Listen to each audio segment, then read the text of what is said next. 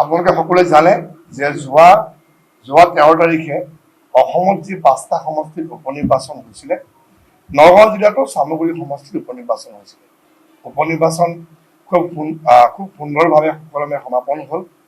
নিৰ্বাচনত প্ৰায় 80% আজি ভোটাৰে ভোটদান কৰিলে আৰু এই ভোটদানৰ পাছত কিছুমান কথাই আমি আচলতে অলপমান যি দেখা পালো যে বিশেষ কংগ্ৰেছ দলে তেওঁলোকে যি অভিযোগ আনিছে, কেইটামান অভিযোগ আনিছে যে কিছুমান বুথত ৰেগিং হোৱা বুলি, আৰু সেই ৰেগিং কাৰ্যত আমাৰ নগাঁৱৰ দুগৰাকী বিধায়কৰ নাম ইয়াত তেওঁলোকে সাঙুৰ খুৱাইছে, আমাৰ নামো তাত সাঙুৰ খুৱাইছে।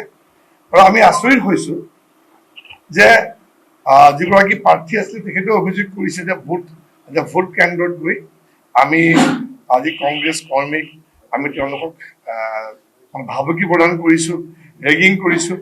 গতিকে এনেধৰণৰ যি অভিযোগ আমি সঁচাকৈ আচৰিত হৈছো এইকাৰণে যে এই যিবিলাক এই প্ৰক্ৰিয়াবিলাক চামগুৰি সমষ্টিত যিধৰণে আগতে হৈ থাকে, আৰু এইবাৰ যেতিয়া নিৰ্বাচন হ'ল, এইবাৰ নিৰ্বাচনত সেই ধৰণৰ প্ৰক্ৰিয়া নোহোৱাৰ কাৰণে চামগুৰি সমষ্টিত বিপ্লৱৰঞ্জন শৰ্মা যে জিকিব ই নিশ্চিত হৈছে। এক বৃহৎ ভোটত জিকাটো নিশ্চিত হৈছে, আৰু ইতিমধ্যে কংগ্ৰেছেও গম পাইছে তেখেতসকল এই নিৰ্বাচনত জয়ী হ'ব নোৱাৰে, আৰু তাৰ কাৰণে তেওঁলোকে এই হাৰাৰ যিটো আগজাননী পায় কিছুমান মিছা অভিযোগ ইতিমধ্যে দিয়াৰ ব্যৱস্থা কৰিছে। আৰু তাত আমাৰ নাম সাঙুৰ খুৱাইছে, আন এগৰাকী বিধায়কৰ নাম সাঙুৰ খুৱাইছে, বিজেপি কৰ্মীয়ে ৰেগিং কৰিছে, কাৰণ তেওঁলোকে ইতিমধ্যে যে হাৰিব ই নিশ্চিত হৈছে।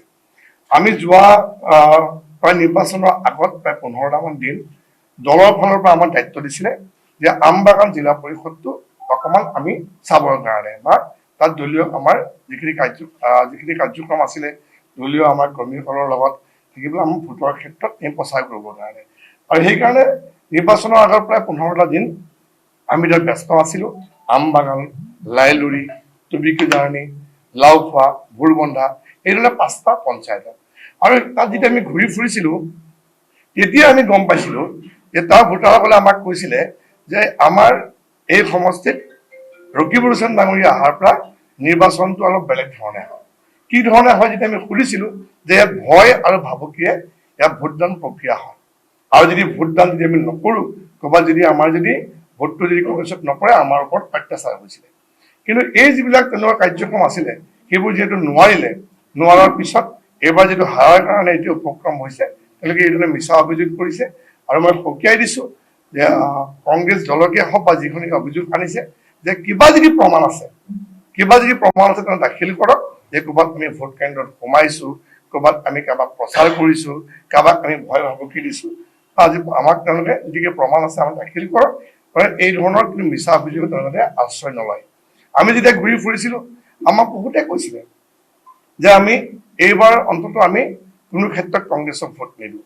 ৰাইজক আমি সুধিছিলো যে আপোনাক কিহৰ কাৰণে নিদিয়ে, এটা কথাই কয় যে মাননীয় মুখ্যমন্ত্ৰী ডক্টৰ হিমন্ত বিশ্ব শৰ্মা ডাঙৰীয়া যি উন্নয়নৰ যি যাত্ৰা, এই চামগুৰি সদায় পিছ পৰি আছিলে। চামগুৰি সমষ্টিত কেতিয়াও উন্নয়ন নহয়, আৰু তাৰ কাৰণে এইবাৰ আমি চৰকাৰৰ পক্ষত থাকিব বিচাৰিছো।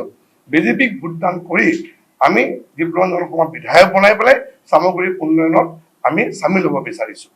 দ্বিতীয়তে আৰু এটা কথা কৈছিলে যে ৰকিবুল হুছেইন ডাঙৰীয়াই আমি তেওঁক বিধায়ক বনালো, তেওঁৰ পিতৃক বিধায়ক বনাইছিলো, মন্ত্ৰী বনাইছিলো, তেওঁ বিধায়ক বনালো, মন্ত্ৰী বনালো, আৰু কোনো ধৰণৰ সমষ্টিৰ লগত আলোচনা নকৰাকে তেওঁ ধুবুৰী সাংসদ হ'ল।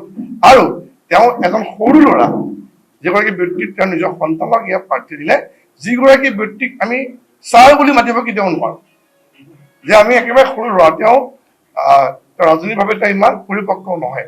গতিকে এই ক্ষেত্ৰত আমিও আঘাত পাইছো, আৰু সেইকাৰণে বিপ্লৱৰঞ্জন শৰ্মাৰ দৰে এগৰাকী যোগ্য প্ৰাৰ্থীক আমি যদি জয়ী কৰাওঁ তেন্তে আমাৰ কামো হ'ব, আৰু আমি যিখিনি আমাৰ উন্নয়নত পিছ পৰি আছে আমি এইখিনি আগুৱাই নিব পাৰিম। গতিকে মই আপোনালোকক এইখিনি কথাই ক'লো যে এই যিটো মিছা অভিযোগ দিয়াৰ কাৰণে আমি গৰিহণা দিছো। মই পুনৰবাৰ কৈছো, কিবা যদি প্ৰমাণ আছে তেনেকৈ দাখিল কৰক। আমি খুব যি ভোট কেন্দ্ৰত সোমাইছো, ৰেগিং কৰিবলৈ উচতনি দিছো, বা সেই ধৰণৰ কাবাক যদি ভয় ভাবুকি দিছো, আমাক প্ৰমাণ কৰক। আমি নগাঁৱত 3বাৰ নিৰ্বাচন খেলিছো, নগাঁৱত এই ধৰণৰ পৰিৱেশ কেতিয়াও নহয়।